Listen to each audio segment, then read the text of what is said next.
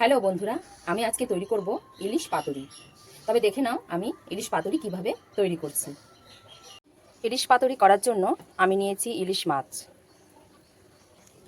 আর লাগবে সর্ষে বাটা আর টমেটো। ইলিশ মাছের পাতুরি করার জন্য লাগবে কলা পাতা। কলা পাতাগুলো আমি একটু তাওয়াতে সেঁকে নেব। মাছ আমি ম্যারিনেট করে নেব। প্রথমে দেব হলুদ গুঁড়ো, তারপর দেব লঙ্কার গুঁড়ো, তারপর দেব পরিমাণ মতো নুন,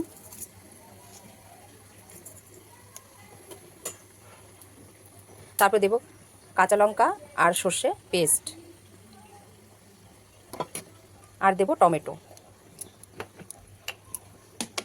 আর দেব সর্ষের তেল। এবার আমি এটা হাত দিয়ে ভালো করে মাখাবো। কলা পাতায় ইলিশ পাতুরি করার জন্য আমি মাছগুলো পাতায় দিয়ে দিয়েছি। দিয়ে দেবো ওপর থেকে মশলাগুলো।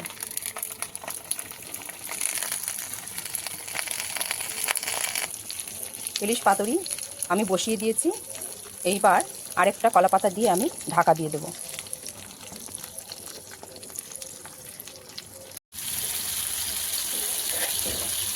পাতুরি আমার একদম রেডি। এবার আমি নামিয়ে নেব। বন্ধুরা, আমার ইলিশ পাতুরি একদম রেডি। দেখে নাও এর ফাইনাল লুক। রেসিপিটি কীরকম লেগেছে কমেন্টে অবশ্যই বলবেন। আমার পাশে থাকবেন, লাইক, শেয়ার আর সাবস্ক্রাইব করে আমার পাশে থাকবেন।